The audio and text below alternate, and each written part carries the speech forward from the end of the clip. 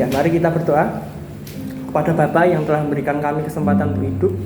Terima kasih ya Bapa pada Tuhan Yesus yang telah menebus kami. Terima kasih kepada Roh Kudus yang telah memimpin kami dalam segala kebenaran. Terima kasih ya Bapa, terima kasih atas kesempatan yang telah Engkau berikan kepada kami.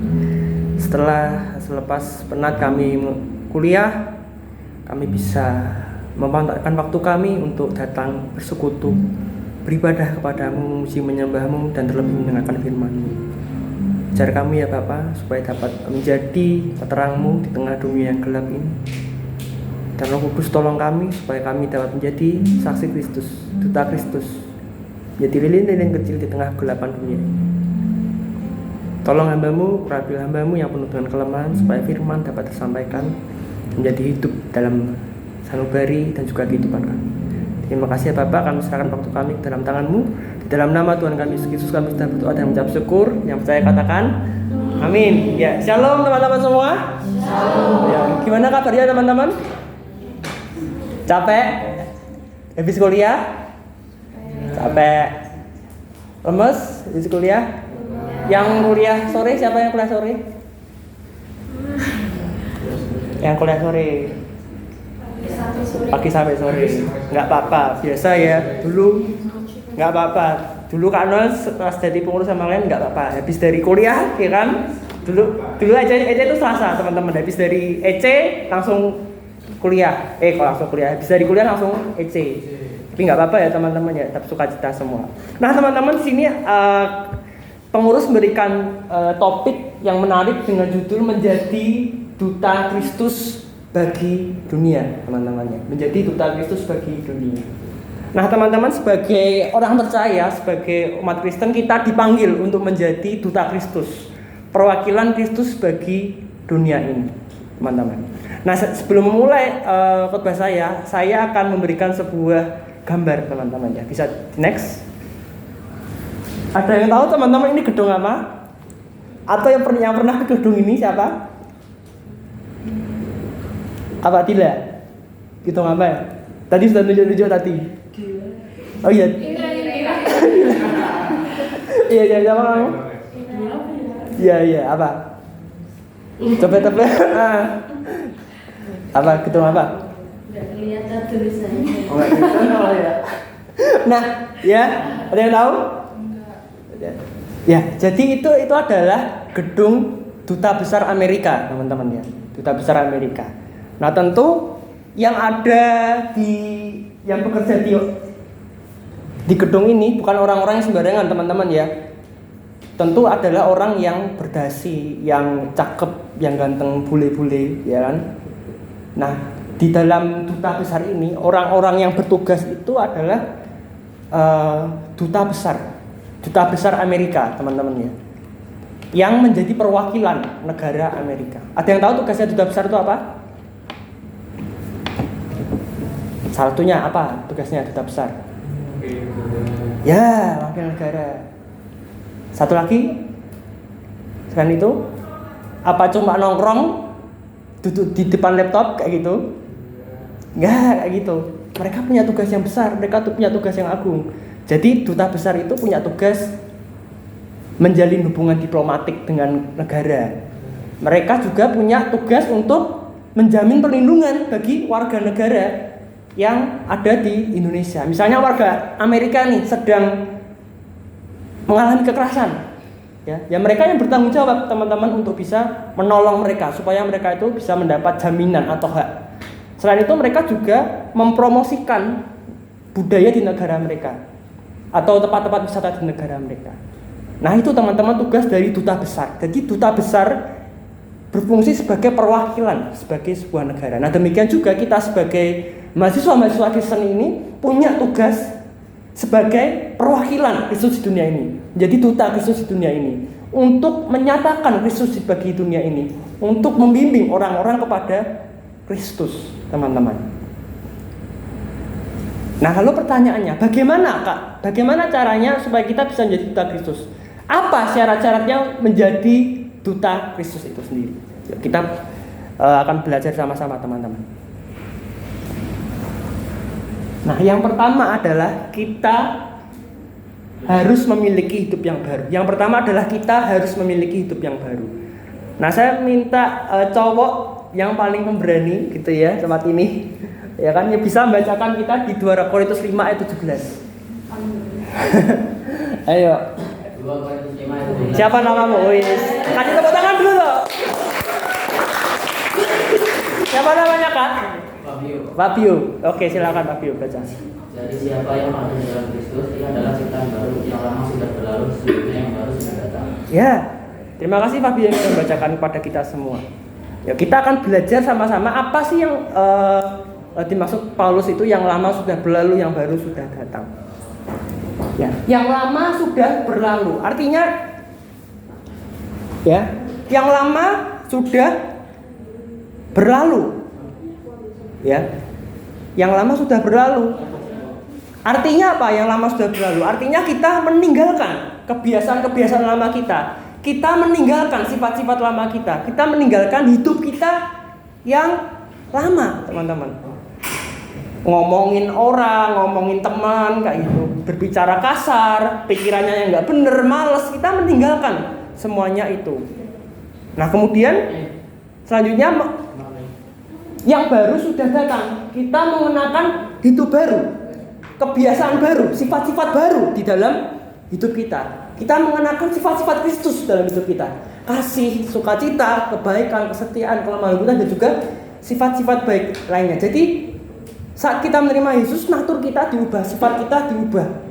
Yang dulunya lama menjadi baru. Nah, seperti apa, Kak? Contohnya itu seperti apa? Saya supaya bisa tahu. Yuk kita next sama-sama, teman-teman ya. Nah, teman-teman, ini ada sebuah kisah. Ini kisah nyata, teman-teman ya.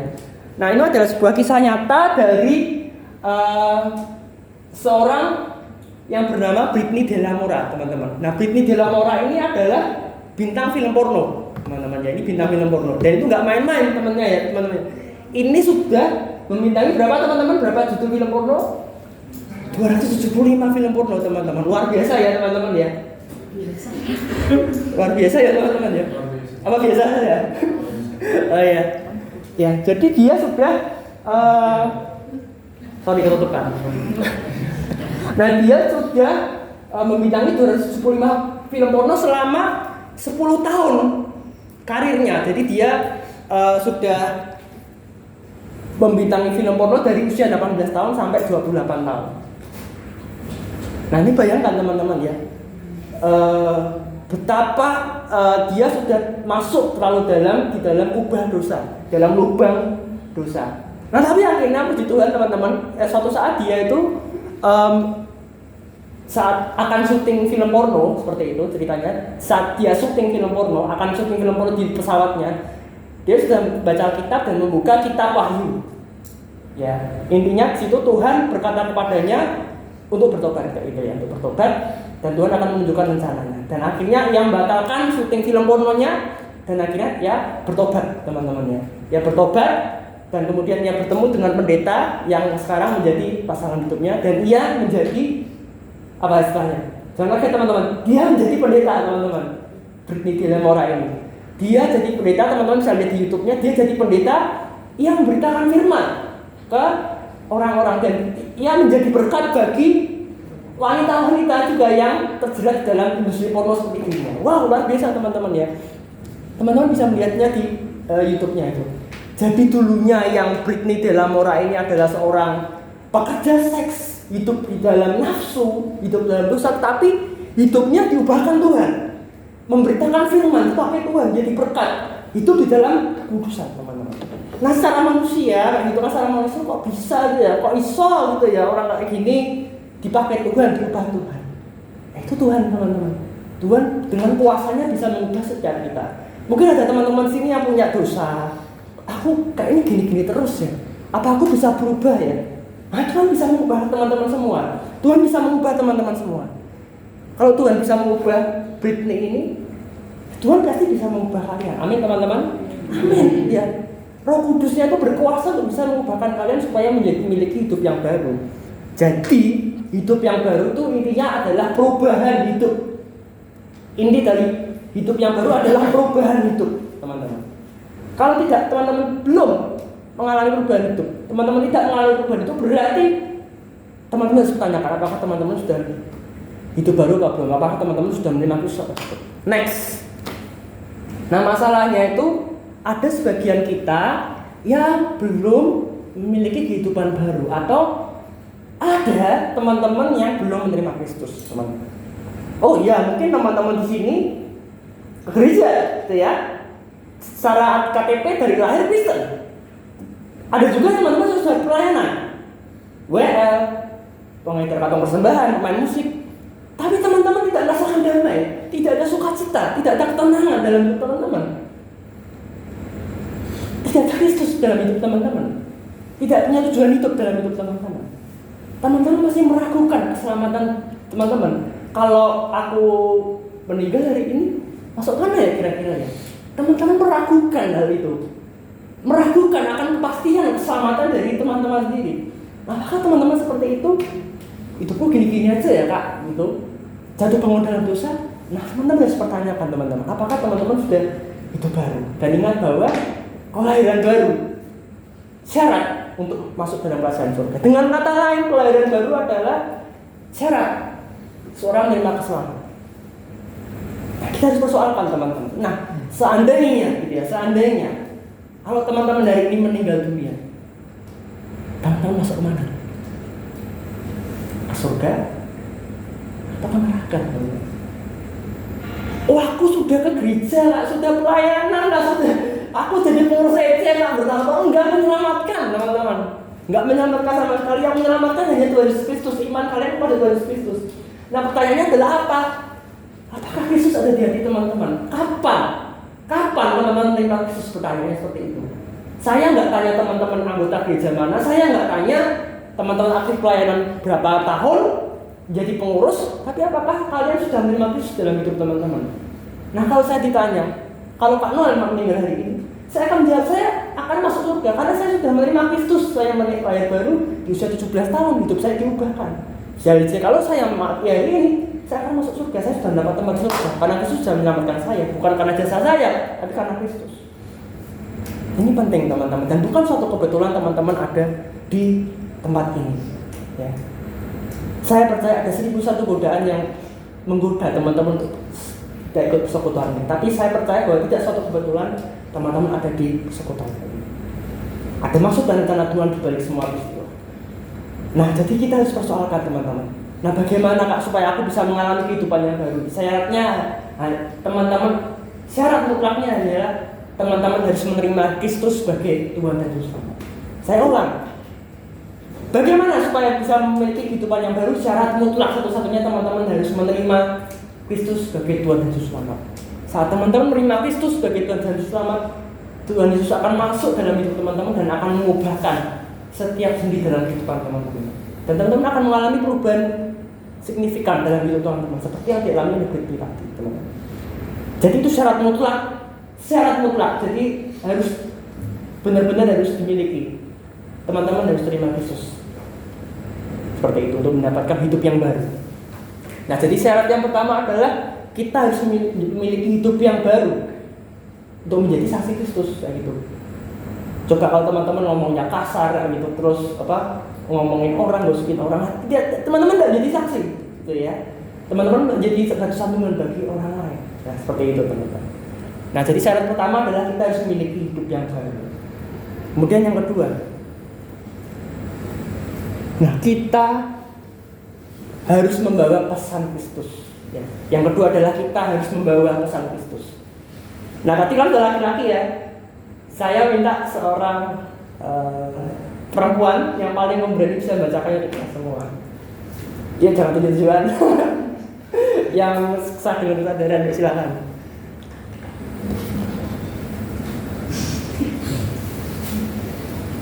Dua Korintus 5 ayat 20. Minta tolong bisa di next slide-nya ya, jadi biar bisa dibaca. Silakan. 2 Korintus 5 ayat 20. Ya, mari teman-teman. 2 Korintus 5 ayat 20. Jadi kami ini adalah utusan-utusan Kristus, seakan-akan Allah menasihati kamu dengan perantara kami. Dalam nama Kristus kami meminta padamu, berilah dirimu didamaikan dengan Allah. Iya, terima kasih yang sudah membacakan untuk kita semua. Sorry yang delay. Oh ya, terima kasih delay yang telah membacakan untuk kita semua. Nah, perhatikan teman-teman, melalui kami Allah sendiri yang menyampaikan pesannya. Nah, jadi pada zaman itu, jadi Rasul Paulus dan teman-temannya, Rasul Paulus dan rekan-rekan setimnya itu memberitakan pesan Allah pada jemaat di Korintus. Jadi Rasul Paulus dan rekan-rekannya itu membawa pesan Kristus, menjadi pemberita Injil, menjadi duta Kristus bagi jemaatnya itu. Siapa yang bisa? Iya. Nah, jadi gitu ya teman-teman. Jadi Rasul Paulus, rekan-rekan setimnya itu menjadi duta Kristus bagi jemaat Korintus. Nah, demikian juga dengan kita teman-teman. Nah, kita semua ini membawa pesan-pesan Kristus bagi dunia ini. Ya. Kita apalagi mahasiswa-mahasiswa Kristen ini membawa pesan-pesan Kristus bagi dunia ini. Kita semua punya pesan-pesan yang khusus yang telah Tuhan sediakan bagi kita, bagi keluarga kalian, lingkungan kalian, teman kuliah kalian, ya, dimanapun kalian berada. Nah, lalu apa saja pesan-pesan yang bisa kita berikan kepada dunia, teman-teman? Bisa di next. Nah, sekarang saya mau ambil contoh ya, teman-teman ya. Oke, saya tunjuk ya, teman-teman ya. Nah, bayangkan, jangan buka dulu. Bayangkan ini ya, teman-teman ya. Bayangkan kalian mendapat kabar atau pesan yang sangat menggembirakan. Ya, bayangkan. Apalah kaget? Apa? Event-event yang buat kalian bahagia atau diterima mendapatkan hadiah atau apa. Jadi bayangkan kalian mendapat kabar atau pesan yang sangat menggembirakan. Entah itu kalian mendapat sesuatu, entah itu mendapatkan apapun, mendapat hal yang baik. Nah, bayangkan. Oke. Dan saya akan menunjuk secara acak gitu ya ke orang. Oke, saya sudah mendapatkan ceritanya ya. Kamu namanya siapa? Jared. Oke, bayangkan Jared ya. Bayangkan aku rekor nikah dia. Oke. Bayangkan aja itu. Bayangkan aja. Ini aku siapa rekor nikah sekarang? Pak Reti ya. Psikologi ya? Iya. Oke. Jared sudah apa? Ilmu komunikasi. Bayangkan Jared itu lagi panggil rektor gitu, ke ruang rektor untuk suatu hal. Katanya gimana? Jared, ini ada direktor gitu ya untuk ada suatu hal, tapi nggak dikasih tahu nih, nggak dikasih tahu kamu suruh ngapain. Oke, jadi silakan masuk Jared. Nah, gini ya, jadi berdasarkan ketentuan surat keputusan universitas, Jared, kamu mendapatkan beasiswa penuh sampai full, sampai lulus kuliah. Ini kan suratnya, itu surat. Oke, gimana ya rasanya? Senang banget. Oke, silakan ya, bisa kembali ke keluarga. Itu tuh. Rasanya gimana ya? Kasih beasiswa, selamat kamu mendapatkan beasiswa penuh full sampai lulus. Rasanya gimana? Senang banget. Senang banget ya. Puji Tuhan ya. Apalagi kuliahnya mahal banget ya teman-teman ya. Ya, 100%. Ya, 100%. Iya. Bayangin, dia sama tanya, kamu udah beasiswa full sampai penuh sampai lulus. Udah lagi.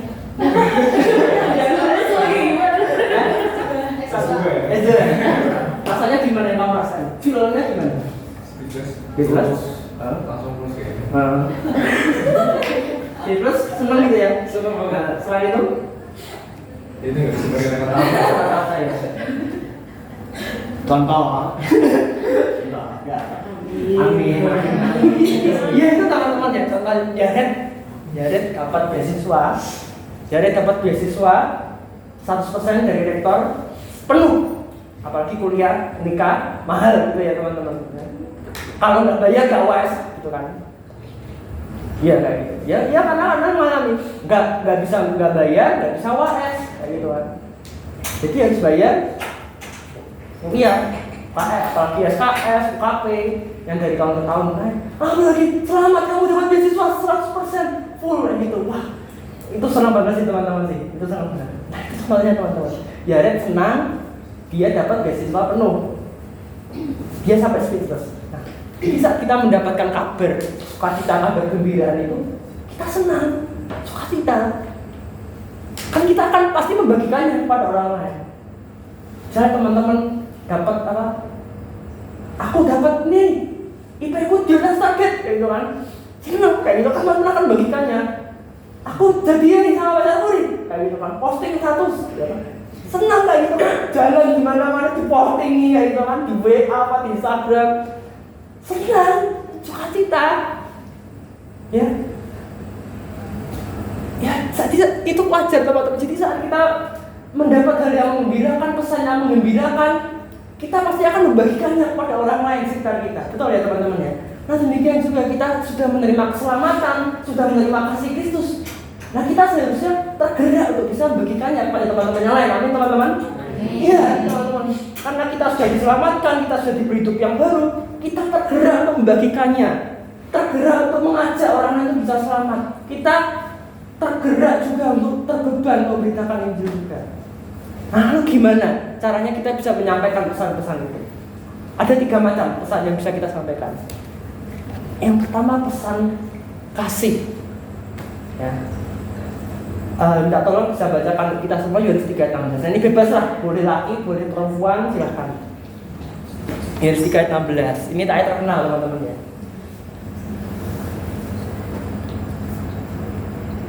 Kalau yang sudah ketemu bisa langsung bacakan kita semua.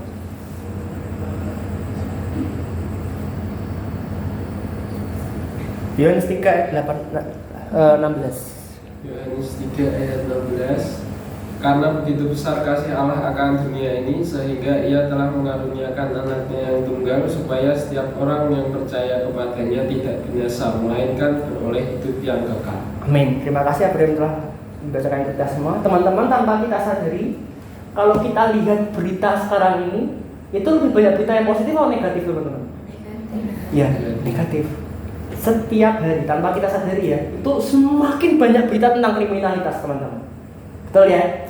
Teman-teman akan lihat semakin banyak berita pembunuhan, pemerkosaan, pencurian, pembunuhan yang dari hari ke hari makin ngeri teman-teman daripada 10 tahun sebelumnya.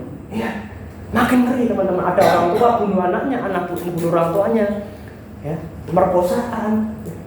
Semakin lama dunia semakin jahat teman-teman, semakin ngeri, semakin mengerikan. Dan itu adalah seperti yang kita katakan, menjelang akhir zaman, setan akan tambah jahat lagi. Sebaliknya orang yang suci akan semakin suci. Nah dunia kita sudah jahat teman-teman. Dunia kita di tengah, tapi di tengah dunia yang penuh dengan kejahatan, yang penuh dengan kebencian, apa yang bisa kita lakukan? Apa yang bisa kita lakukan di tengah dunia yang penuh kebencian, penuh kejahatan? Ya, kita harus memberitakan kasih itu kepada sesama. Karena begitu besar kasih Allah bagi dunia ini, sehingga Ia mengaruniakan anaknya tunggal supaya setiap orang yang percaya kepadanya tidak binasa, karena boleh hidup yang kekal. Beritakan Injil, ceritakan Yesus kepada teman-teman kalian yang belum percaya. Saya yakin sini ada teman-teman kalian yang belum percaya, ceritakan. Mungkin nggak usah langsung Yesus kayak gitu kan. Ceritakan kebaikan Tuhan dalam hidup teman-teman. Kalian bisa mulai dari situ. Nanti teman-teman kalian akan tarik. Siapa toh Yesus itu? Siapa sih Bapa? Siapa sih Roh Kudus? Teman-teman bisa ceritakan. Atau mungkin ada teman-teman kalian yang broken home, keluarganya cerai, kecok. Kalian bisa memberitakan kasih itu pada teman kalian itu, bahwa Tuhan masih mengasihimu loh. Tuhan masih mengasihimu loh. Aku di sini ada loh. Dengarkan mereka. Mereka butuh kasih sayang teman-teman. Dunia sedang menunggu kalian. Teman-teman kalian, ceritakan kasih itu, bagikan kasih itu. Jangan kalian tahan. Jangan simpan untuk diri kalian sendiri. Kalian harus membagikannya. Dan jangan sampai kalian menyesal gitu ya, tidak memberikan kasih itu kepada orang yang membutuhkan. Mereka membutuhkan teman-teman kasih. Allah itu kasih yang kekal, kasih yang sejati, yang berbeda dengan kasih dunia ini. Ya, kita harus memberitakan kasih itu di tengah dunia yang jahat. Nah selain membagikan pesan kasih itu apa? Pesan yang bisa kita berikan ke dunia. Jadi next. Pesan pengampunan, teman-teman. Ada sebagian teman-teman kalian yang mungkin merasa nggak layak, merasa dendam, benci, dendam karena disakiti orang tuanya, trauma. Ya, kalian harus berikan berita pengampunan itu kepada teman-teman kalian. Ampunilah orang tuamu, ampunilah orang-orang yang ketemu sebagaimana Tuhan kita mengampuni kita. Kalian harus beritakan pengampunan itu. Atau mungkin kalian yang belum mengampuni sama kalian, kita harus mengampuni. Ya, mengampuni kita itu bukan soal cuma kita melupakan kesalahannya. Kita nggak bisa melupakan kesalahan orang lain. Betul ya teman-teman ya. Kita nggak bisa move on, pasti suatu saat akan teringat. Tapi mengampuni itu berbicara soal kita menerima orang itu apa adanya. Misal Abraham pernah bully aku lah. Contoh gitu ya. Contoh Abraham pernah bully Kak Noel. Oh, dasar kurus, keren, apa nggak layak hidup, itulah misalnya contohnya gitu. Ya aku berusaha menerima Abraham kembali apa adanya. Seakan-akan Abraham itu nggak pernah berdosa. Nah jadi ini kalau teman-teman sudah mengampuni, ini ya tandanya. Kalau teman-teman masih dendam, itu teman-teman belum mengampuni sebelumnya. Kalau kalian lihat muka orang itu, teman-teman masih kayak sebel, itu kalian belum mengampuni sebelumnya. Nah tapi kalau kalian melihat teman-teman kalian itu ya sebagaimana adanya, kalian sudah mengampuni. Dan dan Yesus berkata bahwa mereka yang tidak mengampuni, Bapak juga tidak akan mengampuni kesalahan. Itu teman-teman, kontraknya gitu. Kalau teman-teman nggak mengampuni kesalahan orang lain, Bapak surga pun juga tidak akan mengampuni kesalahan. Atau mungkin ada teman-teman kalian nih merasa nggak layak, adik-adik rohani kalian gitu ya, adik-adik KTB kalian, ya, buat KTB semua ya, ikut KTB semua tuh ini tau? Ya. Misalnya ada teman kalian atau adik KTB kalian, Kak, aku dosa ini Kak, aku nggak layak Kak. Ya kalian harus beritakan bahwa Tuhanlah yang melayakkan. Tuhan mengampuni segala dosa kalian, seberat apapun Tuhan mengampuni. Ya, seberat apapun dosa kalian Tuhan mengampuni teman-teman. Ingat peristiwa Tuhan Yesus disalib, penyamun sebelah Tuhan Yesus itu kejahatannya berat, tapi Tuhan Yesus mengampuninya. Dan dari situ kita bisa pelajari bahwa Tuhan mengampuni segala dosa-dosa kita seberat apapun itu. Kalian harus berani. Tuhan melayakkan kamu deh, Tuhan melayakkan kamu, bro, sis, kayak itu. Seberat apapun dosamu, Tuhan sudah mengampuninya. Sudah berbayar ikhlas. Jadi jangan ada yang merasa intimidasi iblis. Kamu nggak layak nih, kamu dosa ini itu. Tuhan nggak mau mengampuni dosa-dosamu, itu adalah intimidasi iblis, intimidasi setan yang berusaha membuat kalian tidak layak. Tuhanlah yang melayakkan kalian. Tuhan mengampuni kalian. Seberapa berat dosa kalian, Tuhan sudah mengampuni. Jadi jangan lagi merasa tidak layak, merasa insecure. Tuhan sudah ampuni dosa kalian seberat apapun. Bahkan walaupun kalian membunuh orang gitu, ya bukan mengajukan untuk membunuh ya maksudnya ya.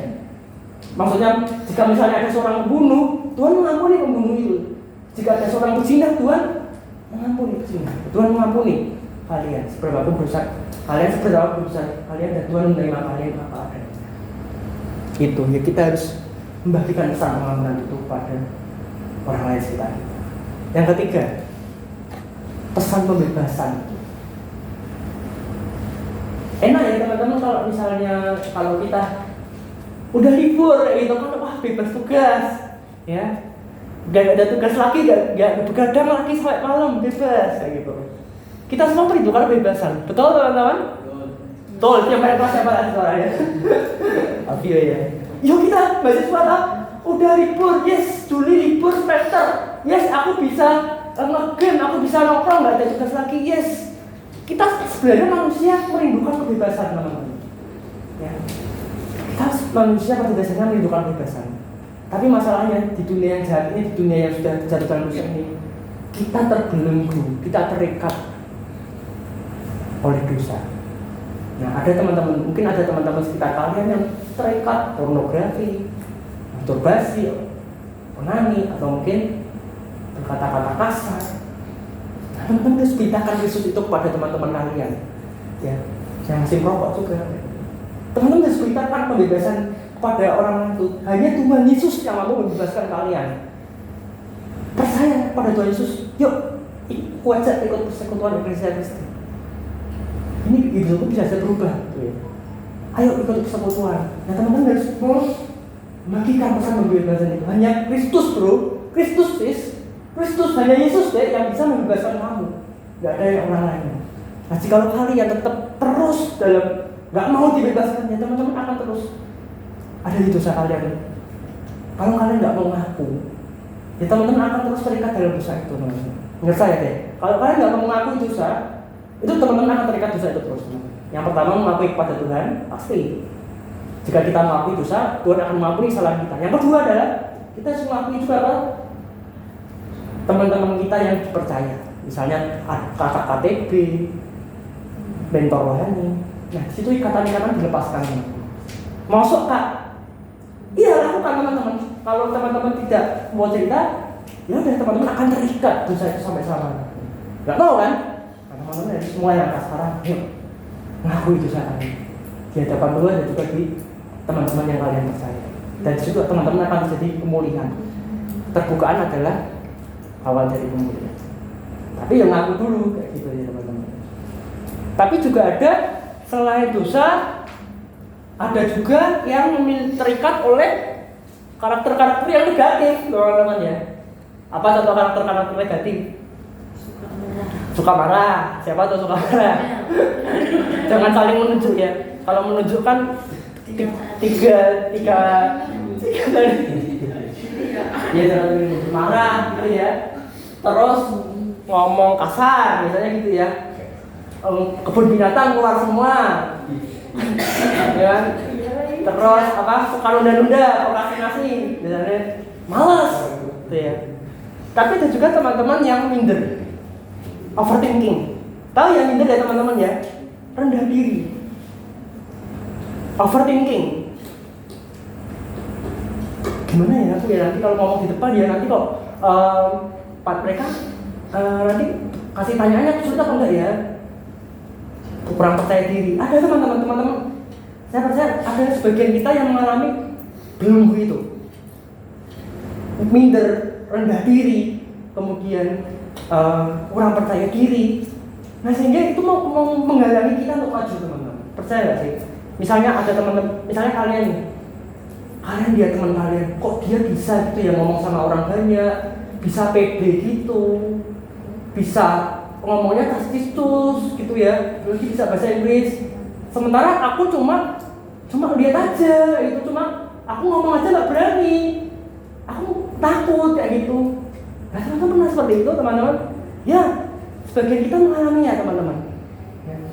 Kurang percaya diri, rendah diri, dan itu disebabkan oleh trauma-trauma yang ada dalam diri kita, masa lalu sekitar kita, masa lalu yang kita alami, trauma-trauma yang kita alami yang buat kita seperti itu. Loh kok kan bisa tahu? Ya karena kan dulu mengalaminya. Ya saya ya teman-teman, dulu Kak Noel itu pemalu, percaya apa enggak? Dulu Kak Noel itu pemalu banget. Ya. Bahkan lebih pemalu dari kalian yang pemalu.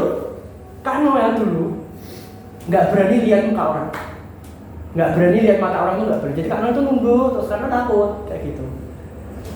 Sampai Kak Noel itu pernah ditegur sama Budi Kak Noel yang dari luar negeri. Noel kalau kamu ngajak ngomong orang lihat mukanya, Kak Noel bangun karena Kak Noel takut, Kak Noel malu. Nah tapi setelah Kak Noel berjumpa dengan Kristus, setelah Kak Noel berjumpa dengan Kristus, menerima Kristus, terjadi perubahan teman-teman. Jadi berani ngomong di depan, berani presentasi, berani tanya, gitu ya. Dan Kak Noel bisa berada di depan teman-teman sekarang ini. Itu bukan karena kemampuan Kak Noel, bukan karena kekuatan Kak Noel, tapi karena Tuhan yang memberikan keberanian, kuasa, kemampuan. Nah sehingga Kak Noel bisa ada di depan teman-teman seperti sekarang ini. Dan tentu ada proses panjang latihan sehingga Kak Noel bisa berada di depan teman-teman sekarang ini. Nah jika kalian mau, aku mau Kak hidup seperti itu, menggenapi rencana Allah. Dan betapa indahnya kalau kita itu bisa menggenapi rencana Allah dalam hidup kita. Teman-teman akan dibawa ke tempat-tempat yang tidak pernah teman-teman pikirkan. Teman-teman akan melihat hal-hal yang hebat dalam hidup teman-teman. Teman-teman akan dipakai untuk menjadi berkat bagi dunia ini. Nggak cuma hanya di keluarga saja, di kampus kalian, di negara kalian, kota kalian, bahkan sampai dunia teman-teman. Amin teman-teman. Iya, rencana Tuhan itu agung teman-teman. Rencana Tuhan itu besar. Kalau kita lihat tokoh-tokoh kita, itu rencananya besar, rencananya agung teman-teman. Teman-teman, Yang perlu kita lakukan adalah kita harus serahkan diri kita itu pada Kristus, mengenal Kristus. Dan saat teman-teman berjumpa dengan Kristus, hidup kalian akan berubah, hidup kalian akan berbeda. Teman-teman akan pede ngomong, ajak ngomong orang, bisa kenalan, bisa sharing sama orang-orang lain. Teman-teman bisa ngomong di depan, terus teman-teman bilangin, kok aku bisa ya kayak gitu ya. Ternyata itu karena karya Tuhan, teman-teman. Jika saya bisa mengalaminya, teman-teman pun juga bisa mengalaminya. Yaitu saat teman-teman menyerahkan hidup kalian kepada Kristus, Tuhan dan Juru Selamat. Dan saat teman-teman menyerahkan hidup kalian kepada Kristus, maka hidup kalian akan diubahkan dan teman-teman akan melihat hal-hal yang ajaib, hal-hal yang hebat di dalam hidup teman-teman. Saya percaya sih, mahasiswa-mahasiswa Kristen di tempat ini pasti akan mengalami hal-hal yang luar biasa, hal yang dahsyat dalam hidup teman-teman. Jika teman-teman mau berkomitmen, serahkan hidup kalian kepada Tuhan. Kalau teman-teman sudah mulai komitmen, Tuhan, aku serahkan hidup aku padamu, aku milikmu. Dan saya percaya 10 tahun kemudian mungkin teman-teman akan jauh lebih hebat dari Kak Noel sekarang ini, dan teman-teman akan dipakai Tuhan luar biasa menjadi alatnya. Gak harus jadi hamba Tuhan, gak harus jadi pendeta, teman-teman bisa dipakai Tuhan di ASN, di dalam bidang pemerintahan, kementerian, di dalam pengusaha, bidang psikolog, dan semua bidang yang Tuhan percayakan kepada teman-teman.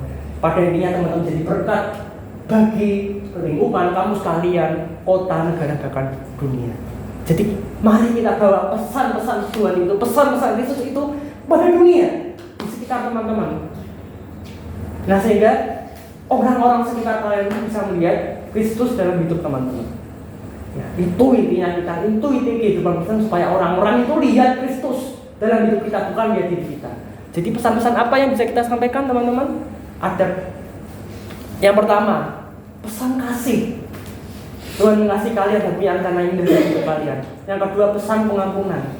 Tuhan mengampuni, Bapa mengampuni dosa-dosa kalian. Yang ketiga adalah pesan pembebasan. Kita perlu dibebaskan. Kita semua punya ikatan. Jadi ada dua hal yang bisa kita pelajari. Bagaimana syarat untuk bisa menjadi duta Kristus? Yang pertama adalah kita harus memiliki hidup yang baru. Ini syarat yang mutlak, teman-teman. Kalau nggak bisa memenuhi, teman-teman nggak bisa memenuhi semuanya. Hidup baru, kita harus menerima Yesus Kristus sebagai Tuhan dan Juru Selamat kita secara pribadi. Dan yang kedua, syarat kedua adalah kita harus membawa pesan Kristus bagi dunia ini. Dan Tuhan pasti berbicara secara spesifik, punya cara yang berbeda-beda dalam hidup teman-teman. Bagi keluarga kalian, teman-teman kalian, bahkan orang yang tidak kenal, bagikan pesan Kristus itu kepada dunia. Sebagai penutup dari khotbah saya ada sebuah quote ya dari Paus Fransiskus. Beliau berkata bahwa menjadi duta Kristus itu berarti mengundang setiap orang untuk mengalami perjumpaan pribadi dengan Kristus. Nah, pertanyaannya, sudahkah teman-teman mengalami perjumpaan pribadi dengan Kristus itu sendiri? Atau belum? Ini momen yang penting bagi teman-teman sekarang untuk bisa berkomitmen menyerahkan hidup kalian kepada Tuhan. Nah, itu presentasi saya, teman-teman. Jangan di next dulu. Nah, silakan dari presentasi Carol ini tentang duta Kristus ini, ada nggak teman-teman yang mau bertanya? Boleh dari topik ini atau di luar topik ini. Nah, silakan, saya beri waktu kesempatan. Silakan.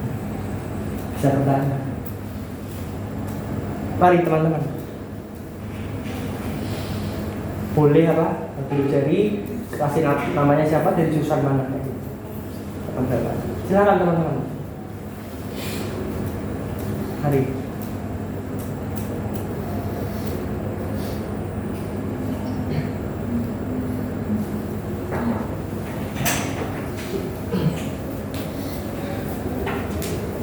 Ya, Abigail. Yang dari kakak Umi. Ya, silakan. Yang bertanya, ada yang menarik. Silakan.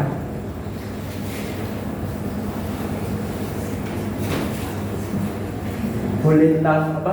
Topik ini ataupun topik yang lainnya. Ini. Silakan. Oh iya, silakan. Nama siapa? Namanya Evani. Ya. Kan tadi kan syarat menjadi duta Kristus kan ada hidup baru, terus membawa pesan Kristus. Terus kan pesan-pesannya kan banyak jenisnya. Misalnya kita mau kasih pesan kasih atau gimana sih cara Tuhan atau mimpin hidup kita ke orang lain, kita kayak sharing aja. Terus kalau orang itu nggak menolak pesan kita atau cerita kita, apa respon kita? Jangan ditambah ya. Apa respon kita kalau kita ditolak pesan kita? Iya teman-teman, jadi iya Evani, jadi penolakan itu adalah hal yang wajar ya teman-teman Evani ya. Jadi misalnya Evani cerita tentang Yesus kepada temannya Evani gitu ya. Soalnya Evani cerita Yesus ke temannya Evani, tapi temannya Evani nolak. Itu nggak masalah, no problem. Mungkin saat itu hatinya belum siap. Tapi yang penting Evani kan sudah menyelesaikan tugasnya sebagai duta Kristus sendiri. Yang harus Evani lakukan yang pertama apa? Yang pertama doakan. Ya Roh Kudus akan bekerja. Tuhan tolong ubahkan, Roh Kudus ubahkan. Jadi yang mengubah itu bukan kita tapi Roh Kudus teman-teman. Nah, jadi percuma kita berbusa-busa dengan melakukan banyak teori kayak gitu kan, teori dari sini tapi nggak akan bisa. Yang penting teman-teman, yang penting Evani ngajak kan tugasnya memberitakan Injil, serahkan semuanya pada Roh Kudus. Jadi Roh Kudus yang mengubah hatinya. Roh Kudus kiranya mau mengubah hati temanku ini supaya dia percaya. Yang kedua adalah menunjukkan teladan hidup yang baik dari Evani. Misalnya Evani nemenin dia di kantin, di TA gitu kan, di Thomas Aquinas gitu di kantin, bantuin dia ngerjain tugas. Dan situ Evani kan jadi saksi. Wah, Evani kok baik banget gitu ya. Aku padahal nolak dia, tapi kok dia masih telepon aku ya. Nah lama kelamaan nanti teman Evani mau nih diajak KSC, bisa tahu dia bisa jadi bisa menerima Kristus. Gitu ya Evani ya. Jadi penolakan itu adalah hal yang wajar. Jadi penolakan itu adalah hal yang wajar, itu bukan masalah. Yang penting kita sudah mengerjakan tugas kita sebagai pengikut Kristus, gitu ya. Tapi kita harus terus mendoakan orang itu supaya orang itu bisa terima Yesus sebagai Tuhan dan Juru. Oke, terima kasih Pak untuk itu. Ya, Abraham silakan. Ya, kan tadi memang syaratnya hidup baru gitu kan. Iya, betul. Nah, tapi kalau kita lihat sekarang kan banyak tantangan misal dalam perkuliahan terutama bagi anak-anak muda gitu ya Mas. Nah, dalam menghidupi hidup baru itu kan juga mungkin kalau tidak mendapat bimbingan yang baik mungkin orang itu akan jatuh dalam dosanya lagi, jatuh bangun dan sebagainya, nggak bertumbuh dengan baik, terus hidupnya mungkin belum menjadi teladan gitu. Amin. Padahal tadi syaratnya kan juga ya teladan hidupnya. Nah, berarti kan perlu dimulai di situ gitu kan Mas. Nah, kalau dari Mas Nur sendiri gimana caranya untuk kita itu tidak sebagai anak muda zaman sekarang yang semakin banyak tantangannya ya, baik dari media sosial atau tugas kuliah yang semakin sulit dan sebagainya, itu gimana kita bisa terus maju, apa aja yang harus kita perhatikan, yang harus kita perjuangkan. Ya, terima kasih atas pertanyaan bagus ya teman-teman. Dunia hari ini semakin jahat teman-teman. Teman-teman lihat sosial media, apalagi lihat TikTok, pasti teman-teman akan lihat cewek saksi joget-joget kayak gitu kan.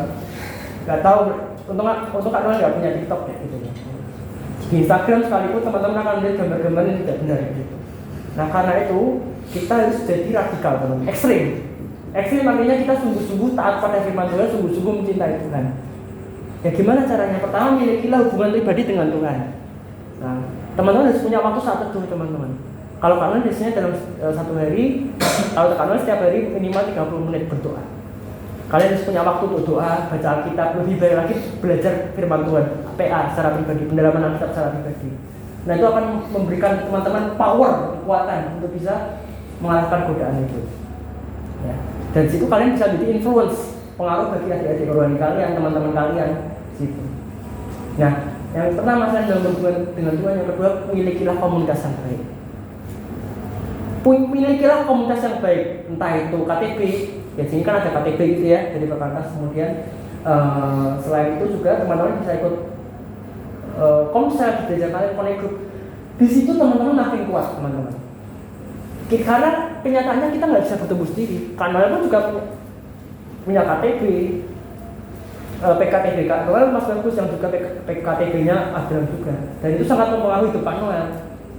Jadi di dalam KTB itu kita nggak hanya belajar Alkitab aja teman-teman, itu kita saling menguatkan, saling menasihati kalau ada yang salah jalan diluruskan.